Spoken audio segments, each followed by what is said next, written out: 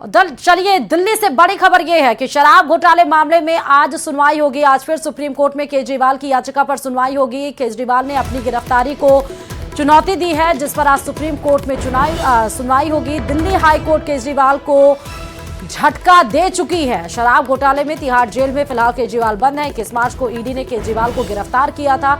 उसके बाद से बता दें 29 अप्रैल को ये सुप्रीम कोर्ट फिर गए थे। फिर ईडी ने 4 दिन की रिमांड बढ़ा दी थी 4 अप्रैल के लिए। फिर वो सुप्रीम कोर्ट गए, जहां फिर उनकी जो रिमांड है वो बढ़ा दी गई 15 अप्रैल तक। आज फिर से हालांकि हाई कोर्ट तगड़ा झटका दे चुका है, लेकिन आज याचिका पर फिर से सुनवाई होगी सुप्रीम कोर्ट में। देखना होगा कि केजरीवाल के फेवर में या फिर से तगड़ा झटका लगता है अरविंद केजरीवाल को। और वहीं जेल में बंद झारखंड के पूर्व मुख्यमंत्री हेमंत सोरेन की याचिका पर आज सुप्रीम कोर्ट में सुनवाई करेगी। सोरेन की मांग है कि supreme court Jharkhand high court को जल्द उनकी याचिका पर फैसला सुनाने का आदेश दे। हेमंत सोरेन ने झारखंड हाई कोर्ट में अपनी गिरफ्तारी को लेकर चुनौती दी थी और जमानत मांगी थी। हाई कोर्ट उस मामले में फरवरी में ही फैसला सुरक्षित रख चुकी है, लेकिन अब तक उसने फैसला सुनाया ही नहीं है। इसी के खिलाफ हेमंत सोरेन सुप्रीम कोर्ट पहुंच गए हैं।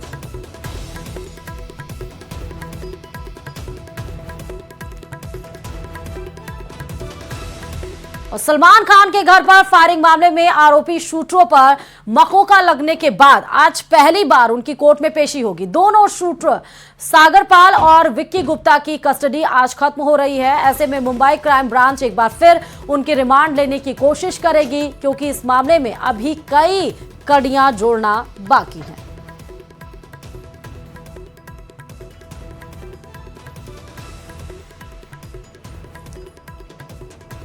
और इस केस की सबसे अहम कड़ी है लॉरेंस बिश्नोई। शूटरों ने पूछताछ में कबूला था कि उन्हें लॉरेंस बिश्नोई के गैंग ने सलमान खान के घर पर फायरिंग करने की सुपारी दी थी। इसलिए मुंबई क्राइम ब्रांच के अधिकारियों का कहना है कि आज आरोपियों की पेशी के बाद बिश्नोई को साबरमती जेल से मुंबई लाने की कानूनी प्रक्रिया तेज की जाएगी।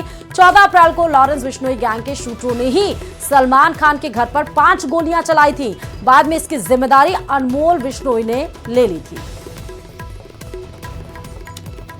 और खबरों में आगे बढ़ते हुए चलिए बताते चलें कि रूस ने यूक्रेन पर एक ही रात में 34 मिसाइलों से हमला कर दिया। पुतिन की फौज ने यूक्रेन के 4 पावर प्लांटों को तबाह किया है। पुतिन का यह गुस्सा यूक्रेन की एक मिसाइल को लेकर भड़का है, जो उसे अमेरिका ने ही सप्लाई की थी। देखिए रिपोर्ट।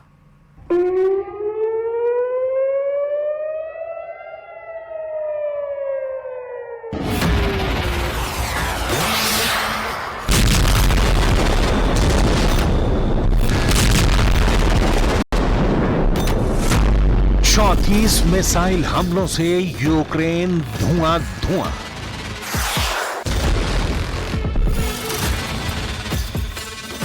रूस का यूक्रेन पर बहुत बड़ा अटैक।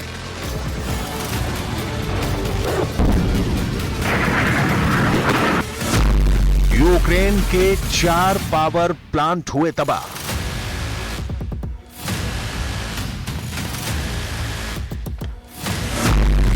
ये पुतिन का क्रोध है।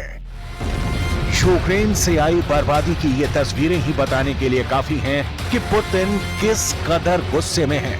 इसीलिए पुतिन ने एक बार फिर अपने तोपखाने का मुंह खोल दिया है। पुतिन की मिसाइलें गरज रही हैं। पुतिन की मिसाइलों ने यूक्रेन में त्राहिमाम मचा कर रख दिया है। इसीलिए 1 नहीं, 2 नहीं, 3, 4, 5 नहीं, बल्कि एक ही रात में पुतिन ने 34 मिसाइलों का रुख यूक्रेन की ओर मोड़ दिया।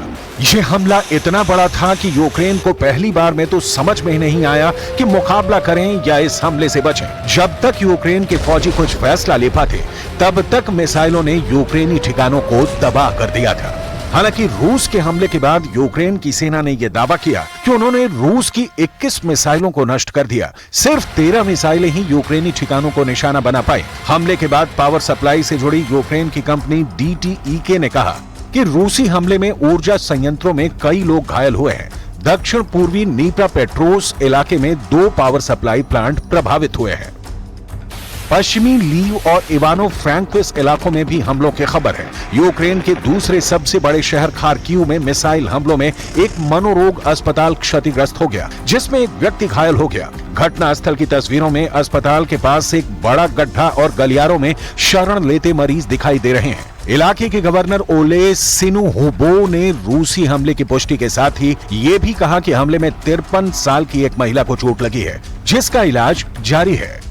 І ракет для хаймарсів до необхідної ППО і техніки. यूक्रेन का रूस पर जवाबी हमला।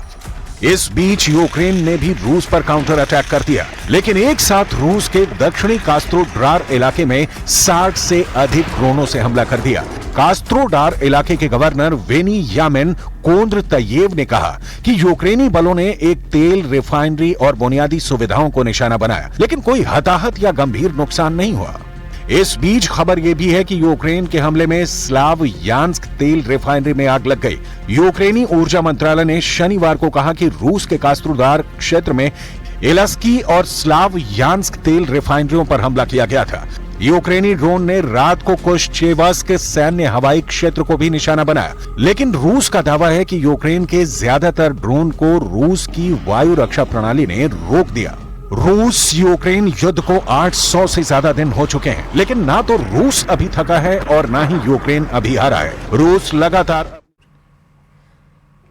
तमाम खबरों के साथ इस बुलेटिन में फिलहाल इतना ही, और खबरों के लिए देखते रहिए न्यूज़ 18 राजस्थान।